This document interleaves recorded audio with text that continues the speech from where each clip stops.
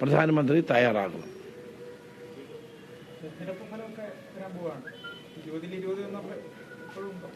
തീർച്ചയായിട്ടും ഞങ്ങൾക്ക് നല്ല ആത്മവിശ്വാസമുണ്ട്.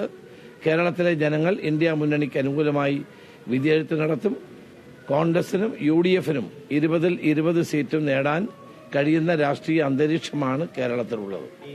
ഒരു കാര്യം കൂടി, ഇന്ന് AK ബാലന്റെ ഒരു പ്രതികരണം റിപ്പോർട്ട് ചാനലിൽ കിട്ടിയത്, ഇവിടെ കേരളത്തിൽ തെരഞ്ഞെടുപ്പ് സമയത്ത് UDF, RSS, മുസ്ലിം മത തീവ്ര സംഘടനകൾ ഒരു കൂട്ടുകെട്ടുണ്ടായി.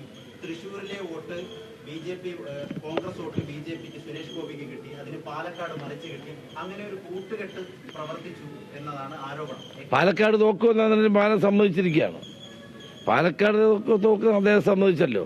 കൂട്ടുകെട്ട് BJPയുമായി യഥാർത്ഥത്തിൽ ഉണ്ടായിരുന്നത് CPM-നായിരുന്നു. കോൺഗ്രസിനെ പരാജയപ്പെടുത്തുക എന്ന CPM-ന്റെ ലക്ഷ്യം അത് BJPയുമായി ചേർന്നുള്ള ഒന്നായിരുന്നു. കഴിഞ്ഞ നിയമസഭാ തെരഞ്ഞെടുപ്പിലും BJPയും CPM-ഉം തമ്മിൽ ഇവിടെ ഐക്യമുണ്ടായിരുന്നു. അതിന്റെ തുടർച്ചയായി കേരളത്തിലും അതുണ്ടായി.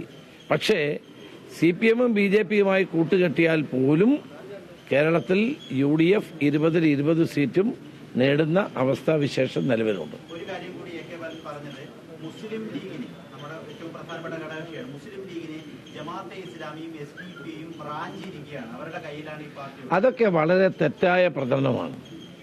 മുന്തിരിങ്ങ പുളിക്കും എന്ന് പറഞ്ഞ പോലെയാണ് ഇപ്പോൾ കാര്യങ്ങൾ പോകുന്നതെന്ന് മനസ്സിലായല്ലോ. ലീഗ് UDF-ന്റെ അവിഭാജ്യ ഘടകമാണ്. ലീഗ് എന്നും മതേതര നിലപാടുകൾ ഉയർത്തിപ്പിടിക്കുന്ന പ്രസ്ഥാനമാണ്. അവർ